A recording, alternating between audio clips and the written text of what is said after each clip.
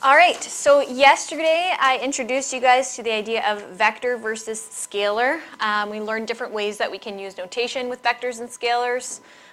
So I'm curious if you guys can potentially give me, I'm a little bit more interested in maybe examples that we didn't talk about yesterday. But let's get a couple answers for some scalars out there. Someone remind us first, what is a scalar? Maybe that would be helpful. So, okay, so it's something with magnitude, but it doesn't have direction. Perfect. And then, of course, vector is, it has magnitude and also direction.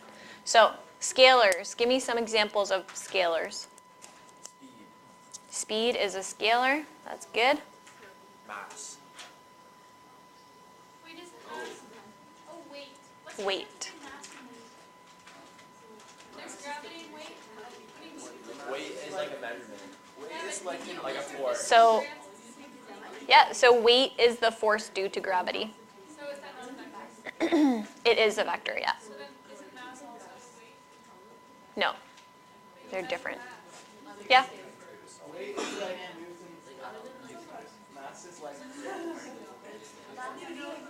Okay, more scalars. Olivia? No, weight is the force due to gravity. Weight is a vector, yes.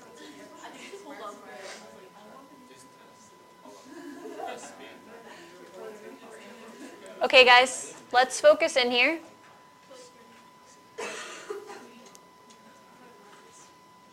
Thomas? Pardon? I can't hear anything you just said. Sorry. Still no. Talk loudly. I have like really bad hearing in my left ear, so. Oh, it's okay. Go ahead. What is it? Yeah. Okay. Others? For scalar or vector? Okay. Very nice. What else? Ooh, very good. Temperature. Lewis.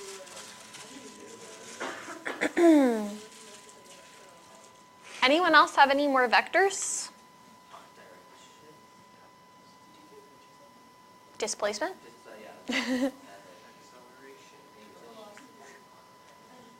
Mary? Yeah?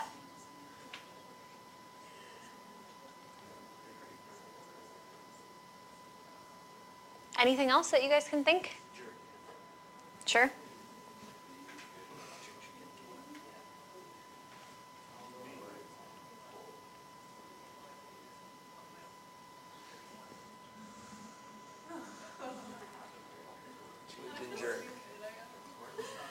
Yeah, torque. Yeah. Wait, what's the difference between displacement and distance? So distance is just like I traveled 100 kilometers. Displacement is I traveled 100 kilometers in the direction in north or whatever.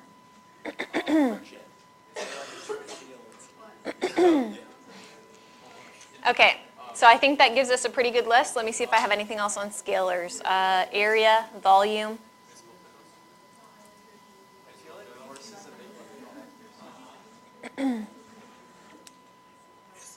Yeah? Yeah, I like that. Time. Good. Okay, so we've got lots of examples here. Olivia F. Right at a narrow momentum, what does that say? Torque. What does that mean? It's like a force that's produced when we're like, like for instance, if we're dealing with like a wrench or something like that, like it's a kind of, would you call it a circular force? Yeah. Okay, good. So we are going to learn today about adding and subtracting vectors. So the first thing that we need to know is I'm going to be using the word resultant quite a bit today. Just going to wait till everyone's ready here. you want to put your phone away? Away. Thanks. So resultant, this is a word you're going to hear quite a bit today. The resulting vector, when two or more vectors are added, this vector will have the same effects as each individual vector applied one after the other. So when I'm doing operations with vectors, essentially how those vectors react with one another will produce a resultant vector. So let's suppose we have two vectors here. We have vector A and vector B. There's two ways that I can add vectors. The first one would be I will place the vectors head to tail. So let's say I want to do vector A plus vector B. I would take vector A, and then I would place vector B to have the head of vector A connecting with the tail of vector B. And I'll just redraw A and B here. And the resultant here is actually connecting from the tail of the first vector to the head of the final vector. Okay, and this will be our resultant vector. Okay, so that vector is essentially just putting together both of those directions and both of those magnitudes and giving us the resultant from adding both of those things together. So this is the resultant vector that I get from adding A plus B. So it's A plus B. Can't there be like different configurations of it though? Yep, so I'm going to show you the tail-to-tail one next. Okay, so the other option is if I place the two tails of the vectors together, it'll essentially kind of just look like this, but we're just moving the tail so that they connect. So if this is vector A and this is vector B, what I want to kind of think of this as is like a parallelogram method. So what we actually do here is we kind of create a parallelogram where we have like, this is also kind of like vector A and vector B. And the resultant vector from adding A and B will actually be the vector that goes from where the tails meet to the tip over here. So this is our resultant vector. Okay, and again, the resultant vector is the result of adding A and B. So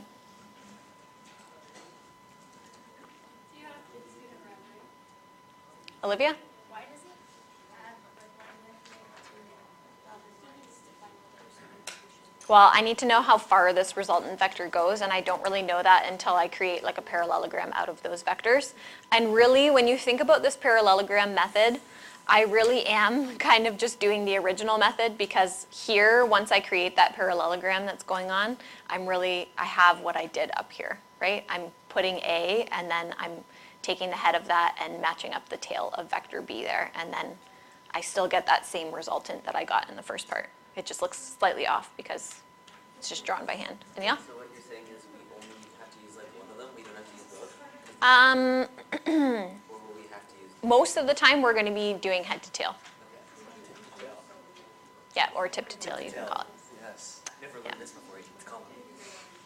It's complicated. Okay, any other questions? Okay, so oftentimes, guys, when I'm dealing with resultant, I will do what I did below, and I will label the resultant as like vector R, just to represent resultant. Okay, can I scroll? We're good? Okay, so we're going to talk about the ways in which we can add these vectors. So if the vectors are parallel, and they're also going in the same direction, this should be pretty straightforward. We're just going to take that 5 kilometers east and the 7 kilometers east, and we will put them tip to tail.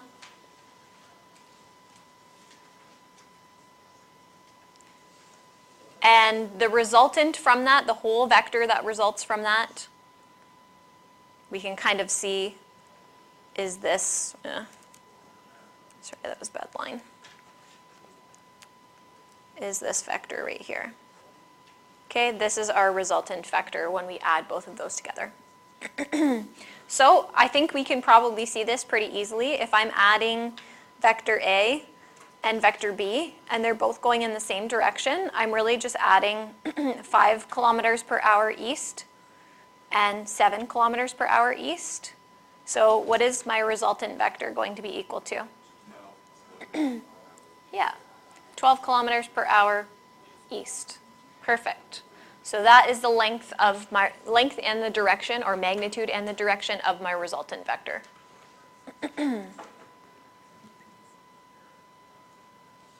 Good? Okay. Yeah. What happens if they're parallel, like one's going east and one's going west? So that is actually kind of what the next example will show you, but it's not exactly east and west, but they're two opposite directions. So if we have vectors that are going in an opposite direction, when I do like tip to tail, what ends up happening is I have my first vector, and you'll notice that when I do tip to tail here, I actually end up with something that looks kind of like this. Sorry. So I actually end up with this, or actually, I think mine's a bit too long.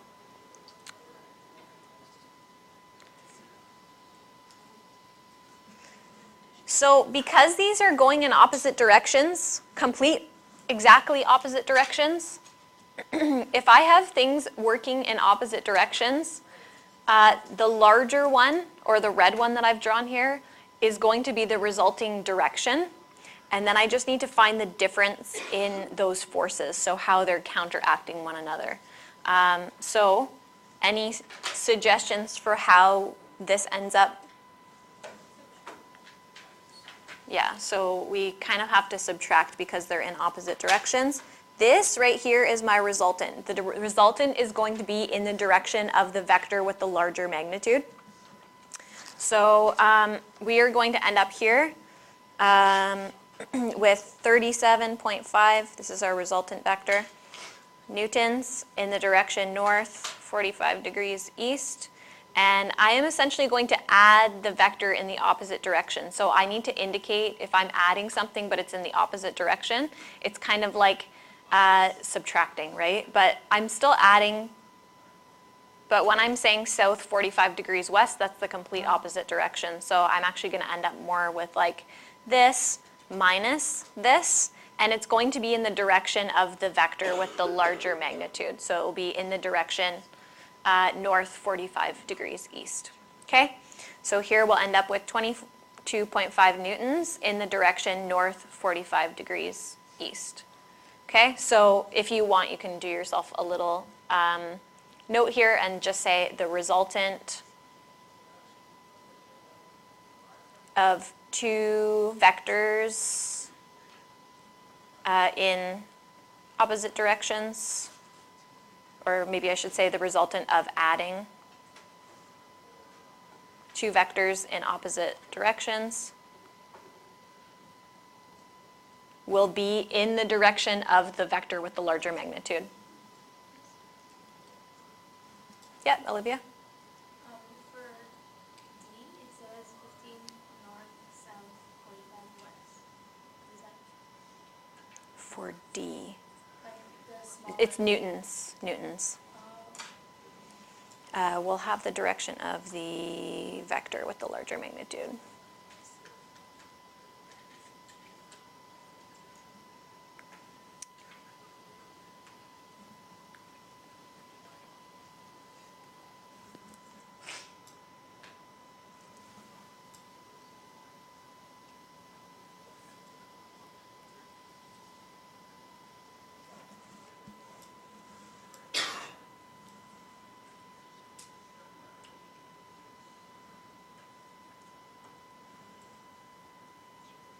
Okay, any other questions for this one?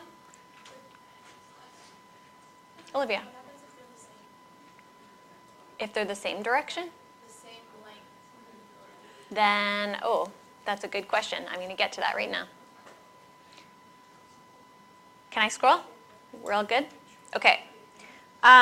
So when we subtract two vectors, Oftentimes, we're actually just going to use addition to help us out with this. So we'll write that on here.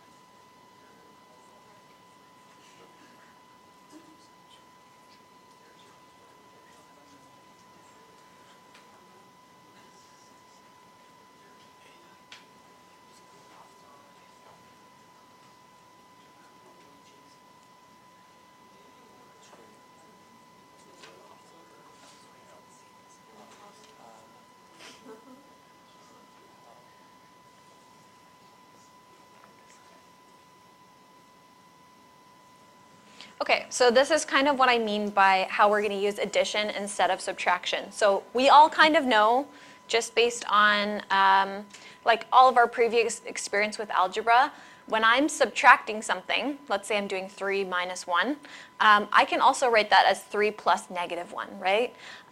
So we can also do something kind of similar with vectors. If I'm subtracting two vectors, yesterday we learned that if I see negative, like a negative vector, it just means vector v, but in the opposite direction. So I can actually, instead of doing vector u minus vector v, we can change that to an addition and say vector u added to the vector v, but in the opposite direction. So we'll reverse the direction of that in order to add them. How is that different than adding opposite vectors? That is, so we're adding vector v, but we're changing the direction of vector v. This, we already have the directions of the vectors. The directions are opposite to one another, and we're just like adding them together. So we're not. Sorry, but why didn't you just do like 3 square 7.5 or 45 degrees east minus 2? Yeah, so I'm just showing like when we're adding things in opposite directions, I'm going to make the one negative, just so that I'm showing that I'm essentially like essentially I want to find the resultant when those two things are acting against each other, when they're in opposite directions. And then the final direction I get will be in the direction of the larger magnitude. Okay, the second part of this is the question that was just asked me before. What happens when the vectors are exactly equal? And this is what is called the zero vector. So when two vectors of the same magnitude in opposite directions are added, we get what is called the zero vector.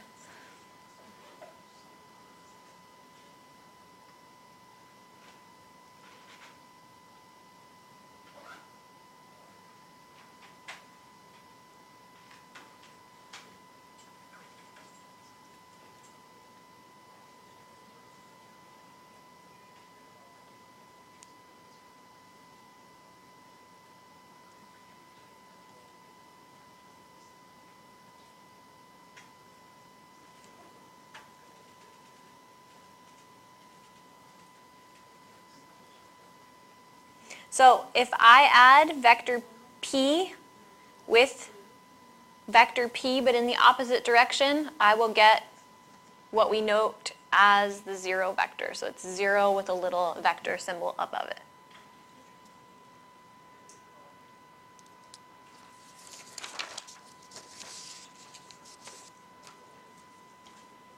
So does that mean it's like not going to like stops existing?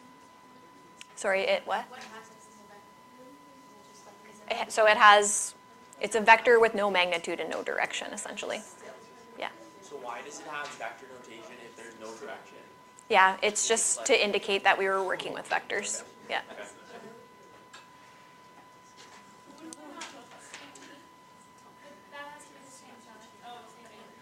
Yeah. same magnitude but opposite directions. Okay, so we're going to use these two vectors. If you happen to have a ruler and you can kind of create as well as you can, similar lengths and similar angles here, do so. But for me, I'm not really going to be able to do that, so I'm just going to do my best. So if I'm adding vector u and vector v, I'll show you with the tip to tail method. This will be our vector u, and I will place our vector v at the head of vector u. That wasn't great. Maybe a little too long.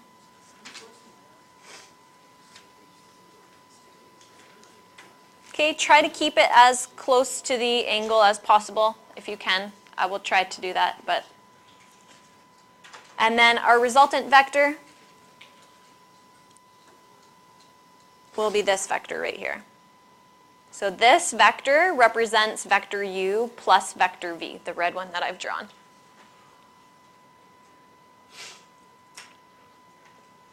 Okay, for part B, when we're subtracting them, I'm going to show you two methods.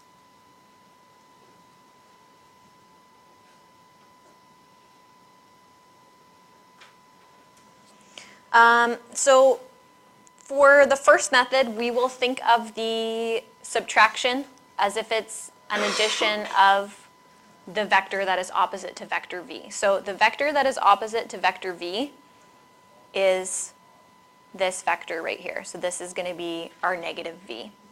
So we want to think about placing these things again, just tip to tail, thinking of like vector addition here. So I'll start with vector u, and then I will take I will take vector v, but in the opposite direction, and I'm going to place that using the tip to tail method. So this is u, and this is negative v. And then the resultant, again, will just be from the tail of u to the tip of our vector v in the opposite direction. Okay, so this is representing essentially u, vector u minus vector v. Okay, the other method that we can use here is we'll use the regular vectors, but we'll place the vectors tail to tail.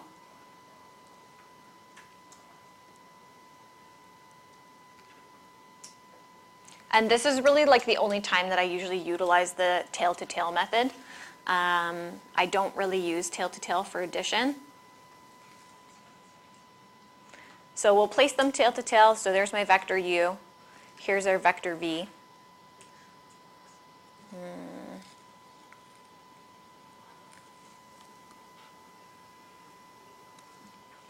And the vector that is resulting, so it goes from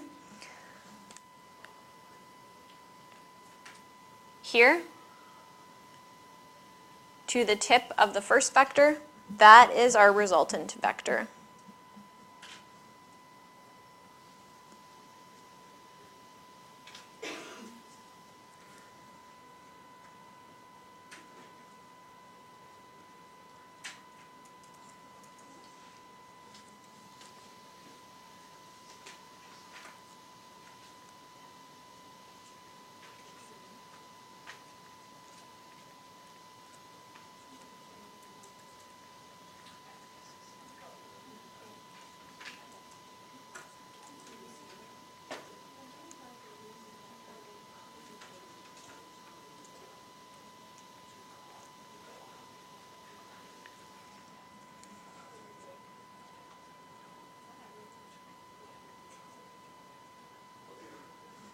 Okay, so you guys should be able to see, now my drawing isn't perfect, but you guys should be able to see that this resultant that we got here is in the same direction and about the same magnitude as the vector that I've drawn here when I've showed you the tail-to-tail method.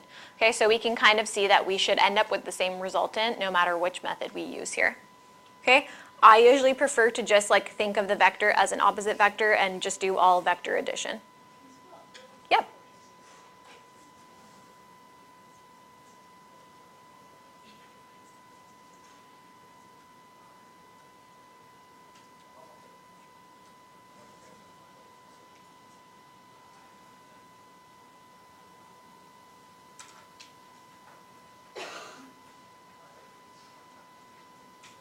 good? Can I scroll? Okay.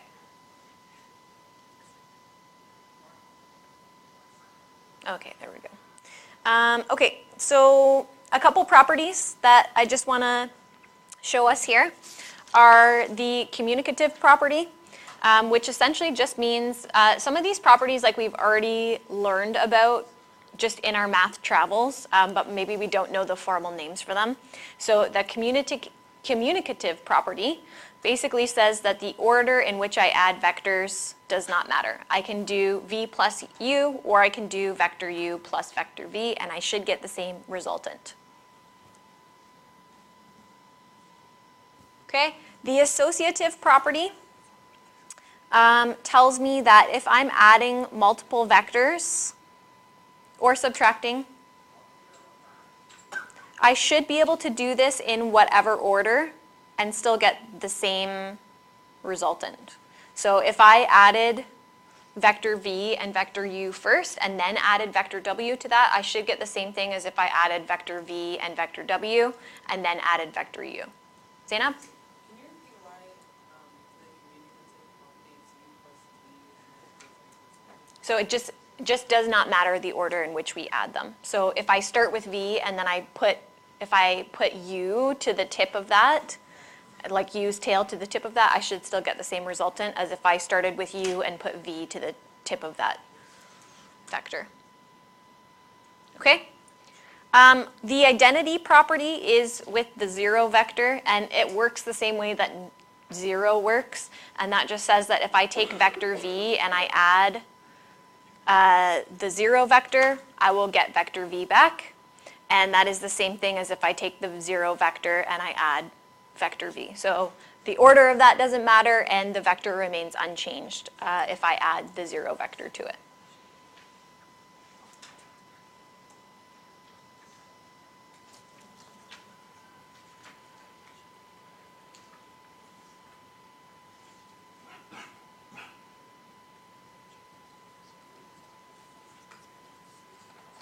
Okay, so with this parallelogram here, we're going to do a little bit of vector work with some expressions to see how we can simplify the expressions. Okay, so the first one that I want to look at is the addition of vector AB to vector BC. So vector AB is the vector that goes from A to B, and then this one's actually already kind of done tip to tail for us, vector BC. So the resulting vector of that is actually going to be, we can see on here, AC. So what do you guys notice about the addition expression and the resulting vector that we get here?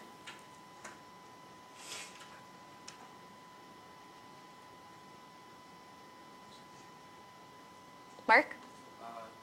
Tail of the first and tip of the second. Right, so we kind of cut out the middleman here, and we basically just say if I'm starting at A and my ending point is C, and B is kind of the middleman where I have the tip of vector AB and then that's the tail of the next vector, my resultant vector is actually going to be the tail of the first vector and the tip of the last vector. So we cut out that middleman there. Okay, let's try another one. I want to do vector AD minus CB. Okay, we're also going to use the idea of equivalent vectors in this parallelogram above, just to change the names of some vectors, sometimes to give us a better way to simplify. So the very first thing, yeah, Olivia?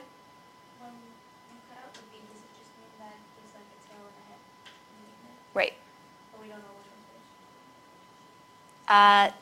The tail is always mentioned first and the tip is always mentioned second. So if I say AB, the tail is A and the tip is B. Okay, so whenever I'm doing a subtraction, I actually always switch this to an addition by reversing the direction of this vector. So if the direction is currently CB, if I change it to an addition, it's going to be the addition of the opposite vector, which is BC. So I actually usually just change all of my subtractions when it's this notation. I'll change all of my subtractions to additions of the vector that goes in reverse here. Okay, so to create an expression here, I'm actually looking at the vector AD and BC. So you will notice that these vectors are parallel. They are the same magnitude because this is a parallelogram.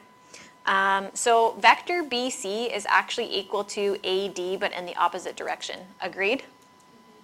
So vector BC should be equal to negative AD. Or maybe I should put plus negative AD. Does that make sense?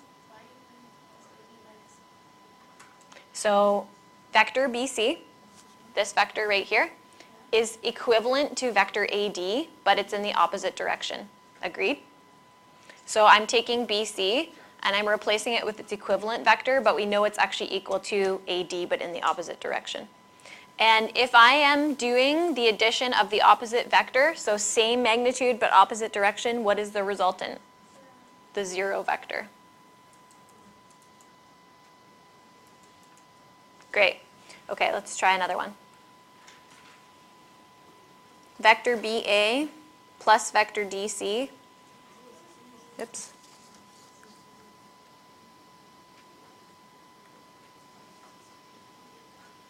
Minus DA. Okay, this one, I really don't even have to look at my parallelogram here. The first thing that I'm going to do, this is what I always do, is I'm going to reverse any negative vectors and I will put them in the opposite directions. So I'm changing negative DA to positive AD. And then, if you notice that you can rearrange the addition of these vectors to do what we did in the first example, which is essentially cut out all the middlemen here, you will notice that when we have, again, that tip to tail, and it's the same tip matching up with the tail of the next vector, I actually just get the resultant of the tail of the first vector and the head of the last vector. So what's going to be my resultant for this one? BC, that's right. So we're cutting out all of those tips and tails that are matching up for each of the vectors and then just writing the final resultant there. Great. Okay, I want to do one more. Maybe we can just do it, if you have some room above, maybe we can do it up here.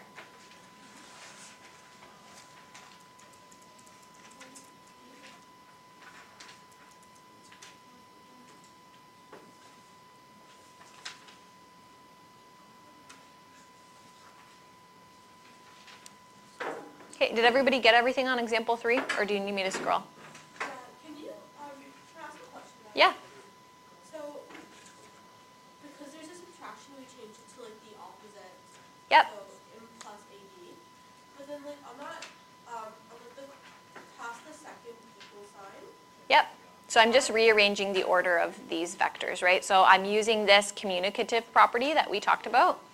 And it's essentially like if I do 3 plus 7 plus 1, I can do 7 plus 1 plus 3, right? That's okay. So I'm just changing the order of the additions that are happening here. I'm putting the DC last and the AD second, just so that I notice that I have these like tips and tails now all matching up. Yeah. No problem. Anything else, guys, before we go to that last example? Okay. Make yourself some space somewhere. So very first thing that I want to do here is I want to switch all the negative vectors into their positive directions. So this is going to be plus DA and plus BC, or sorry, BD.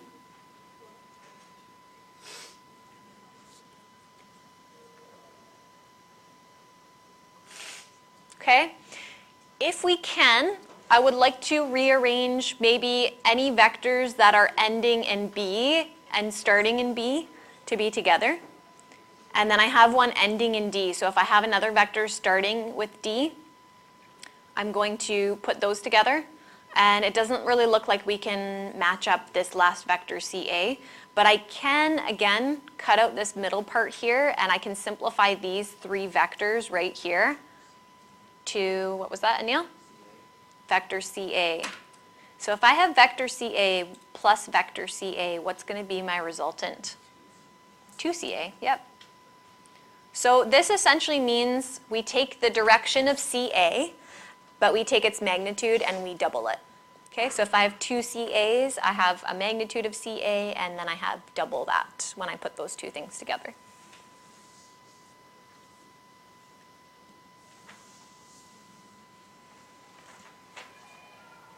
Any questions for that one?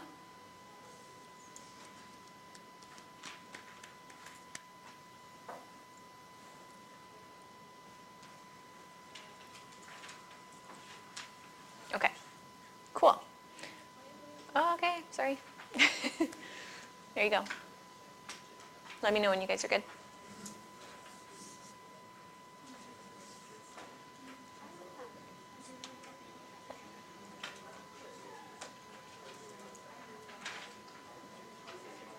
Thomas, do you want to just grab the back door there for us? Olivia. So because we have two CAs, isn't it that there's two lines like parallel lines? Yeah, so we can actually look at it right here. I have CA, and then essentially I have another one of those. So I have another CA that's being added to that one. So I get CA and double the magnitude. So in the direction of CA, but I have two of them, so it's double that length. Okay, let's move forward. Okay, so that is how we can simplify and work with vectors that are named with their tip to tail. We know we can also just label vectors with like a single letter.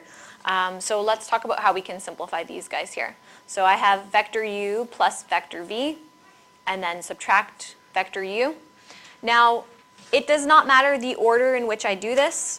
This is our property that we were talking about up here. This is associative and communicative property, meaning I can do two of those things first and then the last one second if I want, and I will still get the same answer. So essentially what I can do here is I can just drop these brackets.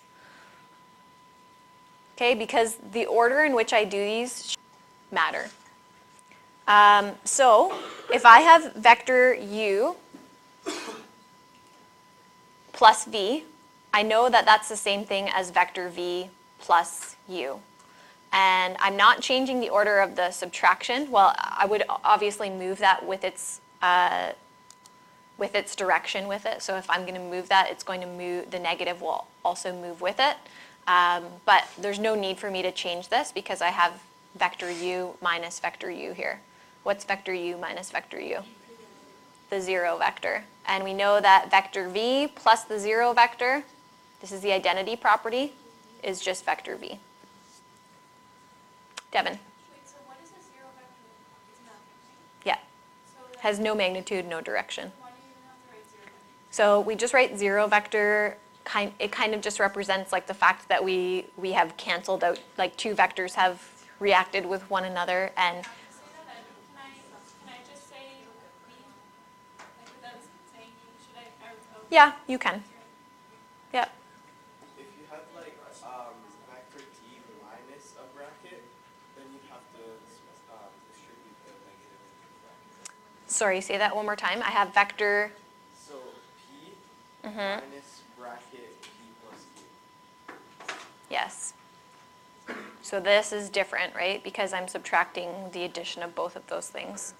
So you just get negative q, right? Yes. You're right. Okay, so for part B, I have p plus q minus vector p, and that is all minus vector q. So we're going to work our way from the inside. Again, we know that vector p plus vector q, that can be written in either direction here. So it should not matter, based on the associative property, the order in which I do these things. But I have vector p minus vector p here, which is going to give me the 0 vector for those guys.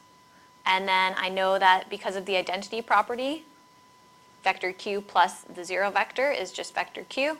And if I subtract vector q here, I'm going to end up with the 0 vector.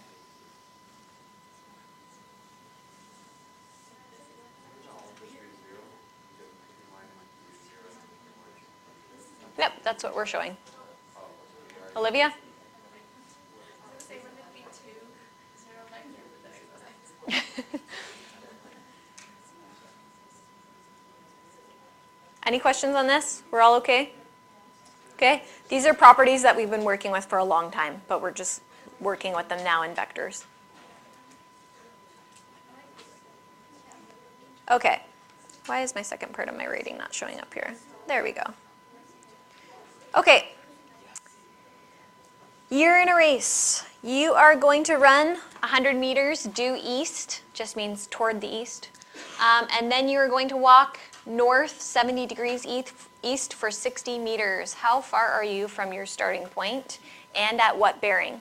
So if we have rulers here, I would like to create as good of a scale model as we can here. So perhaps you can let maybe 1 centimeter equal 100 meters, or 20 meters, maybe we can. So we're going to have 5 centimeters, a 5 centimeter line from the west to the east. Okay, so you guys are going to do your best to make sure that your scale is good here. So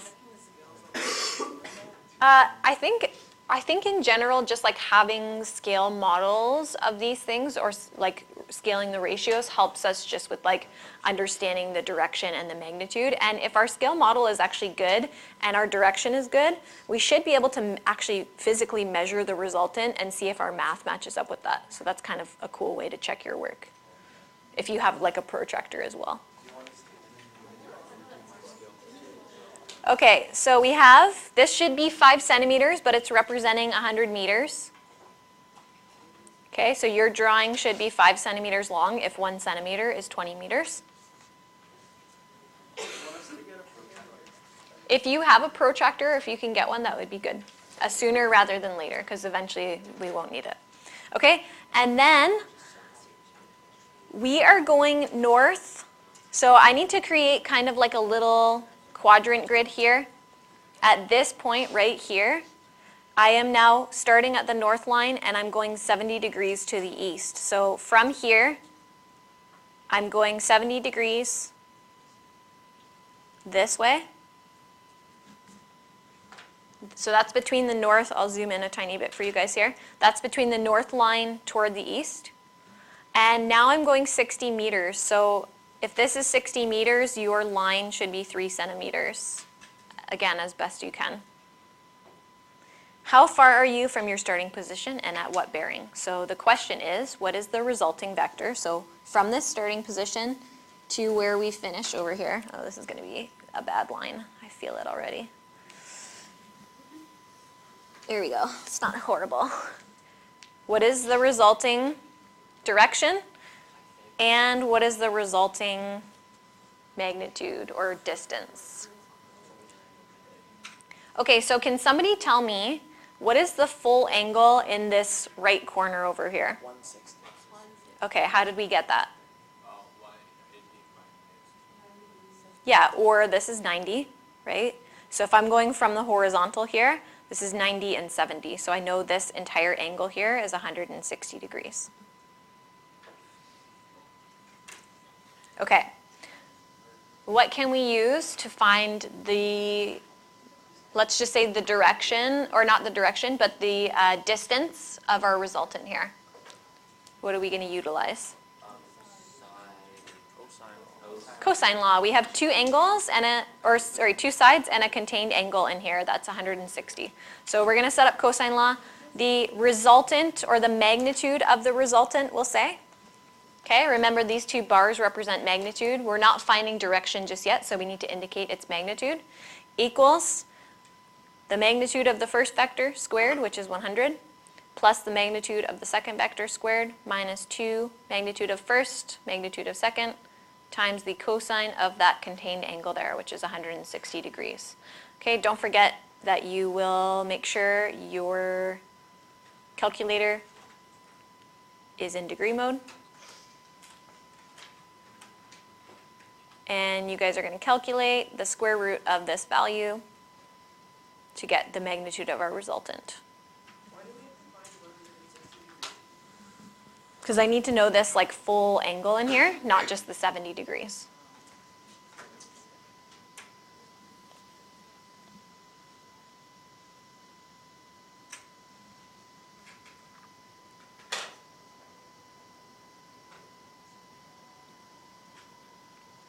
Okay, what did we get?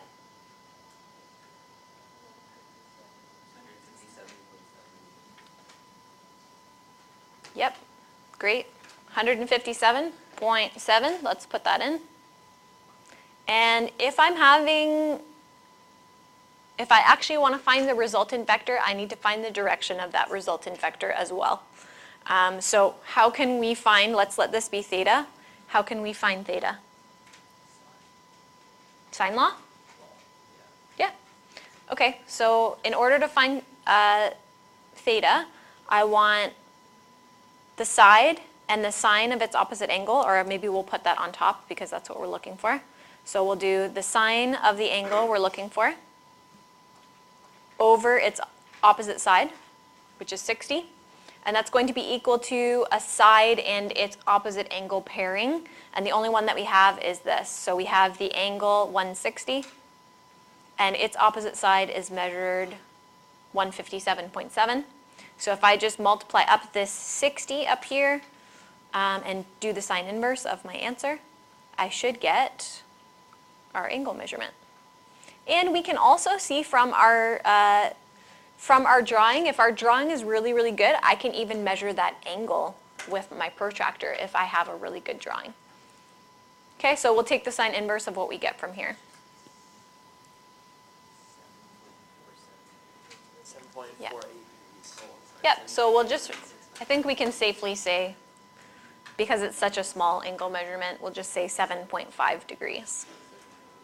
Okay, so how do I state my resultant vector? We learned about a couple notations from yesterday.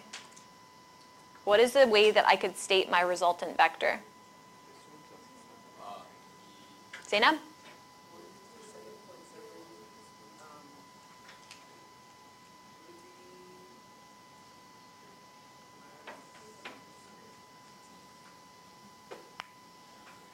I don't know the like coordinate system, but I know it's like 107.5 degrees. Okay. Between, like, the north. So there's a couple of ways that we can say this. We can say like from, well, technically this is the east line, right? Because we were going east here. So this is from the east line going up toward the north. But usually we express this in the reverse way. We say from north toward the east. So if we know, if we start at the east line and go 7.5 degrees to the north, what is the measurement from north to east? They have to add up to 90, right? So if I know this is 7.5, what's the remainder here? What was that? Yeah. So north, 82.5 degrees. So therefore, you are 157 meters from your starting point.